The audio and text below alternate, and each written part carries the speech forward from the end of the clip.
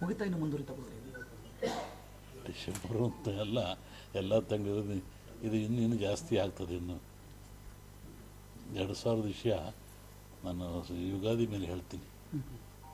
C M ಕುರ್ಚಿ ವ್ಯವಸ್ಥೆ ತುಂಬ ಕಡೆ ನಡೀತಾ ಇದೆ. ಚೀಫ್ ಮಿನಿಸ್ಟರ್ ಕುರ್ಚಿ ಯಾಕೆ ನಿಮಗೆ ಆಸರ? ಡಿ ಕೆ ಶಿವಕುಮಾರ್, ಸಿದ್ದರಾಮಯ್ಯ ಯಾರು ಅಪೇಕ್ಷೆ ಪಟ್ಟವೇ ಇಲ್ಲ. ಅವರು ಇಬ್ಬರು ಪಡ್ತಾ ಇದ್ದಾರೆ. ಇಲ್ಲಿ ಕಾಣ್ತಾ ಇಲ್ಲವಲ್ರಿ? ಇಲ್ಲಿ ನೋಡಿ, ಸ್ಪೀಕರ್ ಅಲ್ಲೇ ಕೂತಾರೆ, ಏನು ಕಾಣ್ತಾ ಇಲ್ಲ. ಅಂಥದ್ದೇನಿಲ್ಲ. ನಾನು ಹಿಂದೆ ಹೇಳಿದ್ದೆ ನಿಮಗೆ, ಅಂಬಲಿಯು ಅಳಸೀತು, ಕಂಬಳಿಯು ಹಾಸಿಯಿತು. ಅಂಬಲಿಯು ಅಳಸೀತು, ಕಂಬಳಿಯು ಹಾಸಾಯಿತು, ಕೈ ಲಾಸದಲ್ಲಿ ಕೈ ಪೂಜೆ ಮಾಡಿತು. ಅವಾಗ ಸರ್ಕಾರ ಇರಲಿಲ್ಲ, ಅಂಬಲಿ ಅಳಿಸ್ತು. ಮಾದಾರ ಚೆನ್ನಯ್ಯನ ಮನೆಯ ಅಂಬಲಿ ಅವ್ರಿಗೆ ಆಗಲಿಲ್ಲ. ಕಂಬಳಿಯು ಹಾಸಿಯಿತು, ದಟ್ಟಿ ಆಲಮತ ಸಮಾಜಕ್ಕೆ ಅದು ಹೋಯಿತು. 5 ವರ್ಷ ಸಮಗ್ರವಾಗಿ ನಡೆಸಿದರು. ಈಗ ಮತ್ತೆ ಬಂತು. ಈಗ ಅಕ್ಕಬಕ್ಕರು ವಿಜಯನ ಸಾಮ್ರಾಜ್ಯ ಕಟ್ಟಿದರು. ಇವತ್ತು ಅವರ ಹೆಸರು ಚಿರಸ್ಥಾಯಿಯಾಗಿದೆ. ಶಿವಾಜಿ ಗದಗಿನಲ್ಲಿ ಹುಟ್ಟಿದರು, ಆಲಮತ ಸಮಾಜ ಹುಟ್ಟಿರ್ತಕ್ಕಂಥವನು. ಸಂಗೊಳ್ಳಿ ರಾಯಣ್ಣ ಚಿತ್ತೂರಿನ ಸಾಮ್ರಾಜ್ಯವನ್ನು ಉಳಿಸಿದವನು. ಕಾಶಿ ಕ್ಷೇತ್ರಗಳು ರಾಣಿ ಕುರುಬ ಸಮಾಜದವಳು. ಹಾಗೆ ಈ ಕುರುಬ ಸಮಾಜ ಏನಪ್ಪ ಅಂದರೆ, ಅದು ಕಾಡು ಅಡವಿಯಲ್ಲಿದ್ದು ಕುರಿಗಳು ಮೇಯಿಸಿಕೊಂಡು ಆ ಲಿಂಗ ನೋಡ್ತಾ ಪ್ರಕೃತಿಯಿಂದ ಭವಿಷ್ಯವನ್ನು ಕಂಡವರು. ಕುರುಹಿನ ಕಟ್ಟು ಅಂತ, ನೀವು ಕುರುಬರು ಕಟ್ಟು ಅಂತ ನಮ್ಮಲ್ಲಿಗೆ ಅವರು ಒಂದು ಅಜ್ಞಾನ ಬರೆದ್ರು, ಮುಂದೆ ಏನಾಗುತ್ತೆ ಎಂತ ಆಗುತ್ತೆ, ಮಳೆ ಬೆಳೆ ಬರೆದ್ರು ಕುರುಬರು ಅಂತ. ಹಾಗೆ ಒಂದು ದೈವಿ ಬರ ಉಳ್ಳತಕ್ಕಂಥ ಹಾಲು ಕೆಟ್ಟರು ಆರಮತ ಕೆಡಲ್ಲ ಅಂತಾರೆ ಒಂದು ಗಾದಿ. ಪುರಾತನವಾದ ಮತ ಅದು, ಇವತ್ತಿಂದಲ್ಲ ಸಮಾಜ ಇದು. ಅಂಥ ಸಮಾಜಕ್ಕೆ ಒಂದು ಯೋಗ ಬಂದಿದೆ, ನೀವು ಬಿಡಿಸಿಕೊಳ್ಳೋದು ಕಷ್ಟ. ಅವರಾಗೆ ಬಿಟ್ಟರೆ ಯೋಗ ಇದೆ. ಸಂಕ್ರಾಂತಿ ನಂತರ ಸಂಕ್ರಾಂತಿ ಆಗುತ್ತೆ ಅಂತ ರಾಜಕಾರಣ ಮಾತಾಡ್ತಿದ್ದಾರೆ. ಸರ್ಕಾರ 5 ವರ್ಷ ಪೂರೈಸುತ್ತಾ ಅಥವಾ ಏನಿದೆ? ನಮ್ಮ ಭಾರತೀಯ ಪರಂಪರೆಯಲ್ಲಿ ಜ್ಯೋತಿಷ್ಯಕ್ಕೆ ಮಹತ್ವವಾದ ಸ್ಥಾನ ಇದೆ. ಯಾರು ಭವಿಷ್ಯದ ಬದುಕೋರು ಯಾರು? ನಾಳೆ ನೋಡೋಕ್ಕೆ ಜನ ಬದುಕ್ತಿರೋದು. ಹಾಗೆ ನಮ್ಮಲ್ಲಿ ಏನಿದೆ, ಸಂಕ್ರಾಂತಿ ಭವಿಷ್ಯ ರಾಜರಿಗೆ, ಮಹಾರಾಜರಿಗೆ, ಹಿಂದಿನ ಹಡಗಿನ ವ್ಯಾಪಾರ ಇದ್ದದ್ದು, ದೊಡ್ಡ ದೊಡ್ಡ ವ್ಯಾಪಾರಸ್ಥರಿಗೆ, ಹೋರಾಟ ಮಾಡೋಂಥವರಿಗೆ ಆ ಸಂಕ್ರಾಂತಿಯ ಫಲ ಅದು ರವಿಯನ್ನು ಆಧಾರವಾಗಿ ಹೇಳ್ತಕ್ಕಂಥದ್ದು. ಸೂರ್ಯ ಸಂಕ್ರಾಂತಿಯಲ್ಲಿ ಅವನು ಉತ್ತರ ಕಡೆ ಬರ್ತಾನೆ, ಆ ಫಲದ ಮೇಲೆ ಅದನ್ನು ಹೇಳ್ತಕ್ಕಂಥದ್ದು. ಹೀಗಾಗಿ ಹಿಂದಿನ ಕಾಲದ ರಾಜರುಗಳು, ಮಹಾರಾಜರುಗಳು, ವ್ಯಾಪಾರಸ್ಥರು ಮತ್ತು ಅನೇಕ ಹೋರಾಟಗಾರರು, ಉದ್ಯಮಶೀಲರು ಅವರು ಈ ಭವಿಷ್ಯವನ್ನು ನಂಬುತ್ತಾರೆ. ಇದ್ರ ಮೇಲೆ ನಡೀತದೆ. ಯುಗಾದಿ ಚಂದ್ರಮಾನ ಯುಗಾದಿ ಅಂತ ಆ ಹಿಂದೂ ಸಮಾಜದಲ್ಲಿ ಚಂದ್ರನ ಆಧಾರವಿಟ್ಟುಕೊಂಡು ಭವಿಷ್ಯ ಹೇಳ್ತಕ್ಕಂಥದ್ದು, ಅದು ಯುಗಾದಿಯಲ್ಲಿ ಬರ್ತಕ್ಕಂಥದ್ದು. ಹಾಗೆ ಈ ಸಂಕ್ರಾಂತಿ ಫಲದಲ್ಲಿ ವಿಶೇಷವಾಗಿ ರಾಜರಿಗೆ, ಮಹಾರಾಜರಿಗೆಲ್ಲ ಫಲ ಏನೂ ಫಲ ಇಲ್ಲ. ಬಡ್ಜೆಟ್ ಆಗೋರಿಗೆ ಏನು ತೊಂದರೆ ಇಲ್ಲ. ಬಡ್ಜೆಟ್ ಆದಮೇಲೆ ಅವರಾಗೆ ಬಿಟ್ಟರೆ ಬೇರೆಯವ್ರಿಗೆ ಅವಕಾಶ ಆಗ್ಬೋದು. ಶಿವನ ಮಲ್ಲಿಗೆಯ ಮುಡಿಯ ಹೂವು ಬಲಪಾದದಿಂದ ಬಿದ್ದಾವು 2 ಶಿವನ ಪಾದ ಸೇರ್ತವೆ. ಆಮೇಲೆ ಹಿಂದೇನೂ ಕೂಡ ಭೂಪಟದಲ್ಲಿ ಒಂದು ದೇಶ ಅಳಿಸೋಗುತ್ತೆ ಆ ಭವಿಷ್ಯ ಎಷ್ಟೋ ಓದುವಲ್ಲ. ಔಷಧಿ ಹೇಳಿದೆ, ನೀರು ಮುಳುಗ್ತವೆ, ಬೆಂಕಿ ಉಗಿಯ ನುಗ್ಗುತ್ತೆ, ಎಲ್ಲ ಹೇಳಿದ್ನಲ್ಲ. 26ಕ್ಕೆ ನೋಡುತ್ತಾರೆ, ಅದಕ್ಕಿಂತ ಜಾಸ್ತಿ ಆಗುತ್ತೆ. 26 ಅದಕ್ಕಿಂತ ಜಾಸ್ತಿ ಯುಗಾದಿ ಕಡೆಗೆ ಅದು ಅವಾಗ ಹೇಳೋಣ.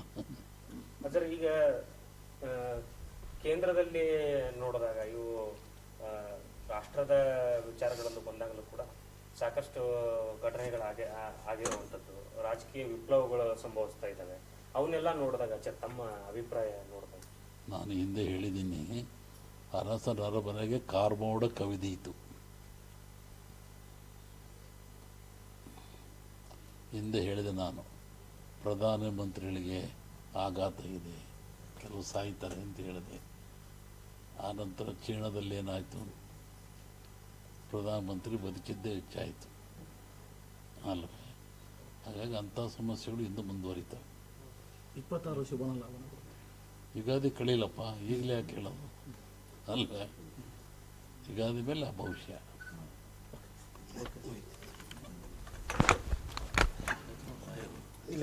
ನುಗ್ಗುತ್ತೆ, ಹೇಳ್ಬೋದು, ಎಲ್ಲ ಹೇಳಿದ್ನಲ್ಲ. 26ಕ್ಕೆ ನೋಡುತ್ತಾರೆ, ಅದಕ್ಕಿಂತ ಜಾಸ್ತಿ ಆಗುತ್ತೆ.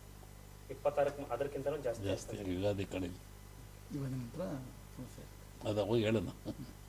ಸರ್ ಈಗ ಆ, ಕೇಂದ್ರದಲ್ಲಿ ನೋಡಿದಾಗ ಇವು ರಾಷ್ಟ್ರದ ವಿಚಾರಗಳಲ್ಲೂ ಬಂದಾಗಲೂ ಕೂಡ ಸಾಕಷ್ಟು ಆಗಿರುವಂಥದ್ದು ರಾಜಕೀಯ ವಿಪ್ಲವಗಳು ಸಂಭವಿಸ್ತಾ ಇದ್ದಾವೆ. ಅವನ್ನೆಲ್ಲ ನೋಡಿದಾಗ ತಮ್ಮ ಅಭಿಪ್ರಾಯ ನೋಡಿದಾಗ? ನಾನು ಹಿಂದೆ ಹೇಳಿದ್ದೀನಿ, ಅರಸನ ಅರಮನೆಗೆ ಕಾರ್ಮೋಡ ಕವಿದೀತು. ಹಿಂದೆ ಹೇಳಿದೆ ನಾನು, ಪ್ರಧಾನಮಂತ್ರಿಗಳಿಗೆ ಆಘಾತ ಇದೆ, ಕೆಲವು ಸಾಯ್ತಾರೆ ಅಂತ ಹೇಳಿದೆ. ಆನಂತರ ಚೀನಾದಲ್ಲಿ ಏನಾಯಿತು, ಪ್ರಧಾನಮಂತ್ರಿ ಬದುಕಿದ್ದೇ ಹೆಚ್ಚಾಯಿತು ಅಲ್ವೇ. ಹಾಗಾಗಿ ಅಂಥ ಸಮಸ್ಯೆಗಳು ಇನ್ನೂ ಮುಂದುವರಿತವೆ. 26 ಶುಭನ ಲಾಭ. ಯುಗಾದಿ ಕಳೀಲಪ್ಪ, ಈಗಲೇ ಯಾಕೆ ಹೇಳೋದು ಅಲ್ವೇ. ಯುಗಾದಿ ಮೇಲೆ ಆ ಭವಿಷ್ಯ.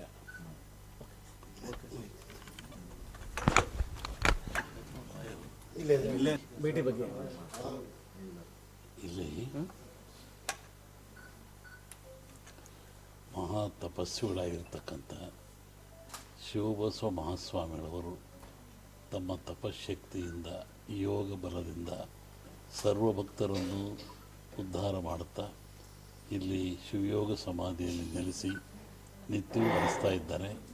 ಅವರ ಶಕ್ತಿ, ಪ್ರಭಾವ, ಭಕ್ತಿ ಎಲ್ಲ ಕಡೆ ಪಸರಿಸಿ ಜನರ ಕಷ್ಟ ಕಾರ್ಯಗಳು ನಿವಾರಣೆ ಮಾಡ್ತಾ ತನ್ನ ಹತ್ರ ಸೆಳೀತಾ ಇದ್ದಾರೆ. ಅಂದರೆ ಆ ಗುರುಗಳ ಒಂದು ತಪಶಕ್ತಿ ಒಳ್ಳವರದು. ಶಿವಯೋಗಿ ಸಾಕ್ಷಾತ್ ಶಿವನಾದ ಕಾರಣದಿ ಅವನಿ ಭೋಗಗಳು ಅವನು ಸೆಳೀತಾ ಇಲ್ಲ. ಹಾಗೆ ತಾನೇ ತಾನಾಗಿ ಇಲ್ಲಿ ತನ್ನ ತಪಸ್ಸಾಮರ್ಥ್ಯದಿಂದ ದಿನ ಪ್ರಜ್ವಲ ಬೆಳೀತಾ ಇದೆ. ಆ ದಶೆಯಲ್ಲಿ ಈ ನಾಡು ಭಾಳ ಪವಿತ್ರವಾದದ್ದು. ಅದೇ ಪರಂಪರೆಯಲ್ಲಿ ಬಂದಂಥ ಶಿವಲಿಂಗ ಮಹಾಸ್ವಾಮಿಗಳು ಅವರು ಸಹ ತಪೋನಿಷ್ಠರು, ಪೂಜಾನಿಷ್ಠರು, ಯೋಗರಾಗಿ ಇಲ್ಲಿ ನೆಲೆಸಿ ಇಲ್ಲಿ ಒಂದು ಗದ್ದಿಗೆ, 2 ಗದ್ದಿಗೆಗಳ ಮಹತ್ವ ಭಾಳ ಪ್ರಭಾವವಾಗಿ ಜನರನ್ನು ಉದ್ಧಾರ ಮಾಡ್ತಾ ಇದ್ದಾರೆ. ಆ ಥರದಲ್ಲಿ ನಮ್ಮ ಸದಾಶಿವ ಸ್ವಾಮಿಗಳು ಚಿಕ್ಕ ವಯಸ್ಸಾರು ಸಹಿತ ಒಳ್ಳೆ ಶಕ್ತಿಯಿಂದ, ನಿಷ್ಠೆಯಿಂದ ಒಂದು ಸೇವೆ ಮಾಡ್ತಾ ಜನರ ಮನಸ್ಸನ್ನು ಗೆದ್ದಿದ್ದಾರೆ. ಈಗ ಅವ್ರು ಹೇಳ್ತಾ ಇದ್ರು 35,000 ಜನ ಪ್ರಸಾದ ನೋಡಿ. ಇಲ್ಲಿ ನಮ್ಮ ನಾಗರಾಜಪ್ಪ ಒಂದು ಬೆಳ್ಳಿ ತೋರಿಸಿದ್ರಲ್ಲಿ ಸಿಂಹಾಸನ ಮಾಡೋದು ನೋಡಿ, ನಾಗರಾಜ ತೋರಿಸಿದ್ದಾನೆ. ಹಾಗಾಗಿ ಎಲ್ಲರ ಭಕ್ತರ ಮನೆ ನೆಲೆಸಿ ಎಲ್ಲರ ಹೃದಯ, ಸ್ವಾಮಿಗಳು ಜೇಬು ನೋಡೋ ಸ್ವಾಮಿಗಳಲ್ಲ, ಅವರು ಹೃದಯ ನೋಡೋ ಸ್ವಾಮಿಗಳು. ನಿಮ್ಮ ಜೇಬು ನೋಡಲ್ಲ, ನಿಮ್ಮ ಹೃದಯವನ್ನು ನೋಡ್ತಾರೆ. ಹಾಗಾಗಿ ನಮ್ಮ ಸದಾಶಿವ ಸ್ವಾಮಿಗಳು, ಶಿವಲಿಂಗ ಸ್ವಾಮಿಗಳು, ಶಿವ ಸ್ವಾಮಿಗಳು ನಿಮ್ಮೆಲ್ಲರ ಹೃದಯ ಸಿಂಹಾಸನದಲ್ಲಿದ್ದು ನಿಮ್ಮ ಭಕ್ತಿಯ ಪ್ರತೀಕದಿಂದ ಸೇವೆಗೊಳ್ಳುತ್ತಾ ಎಲ್ಲರನ್ನು ಉದ್ಧಾರ ಮಾಡ್ತಾ ಇದ್ದಾರೆ. ಅಂದರೆ ಅದೇನು ತಪ್ಪೇನಲ್ಲ. ಡಿಸೆಂಬರ್ ತಿಂಗಳಲ್ಲಿ ಅತಿ ಹೆಚ್ಚು ಅಪಘಾತಗಳಾಗೋದು, ಸಾವು ನೋವು ಸಂಭವಿಸ್ತಾ ಇದೆ.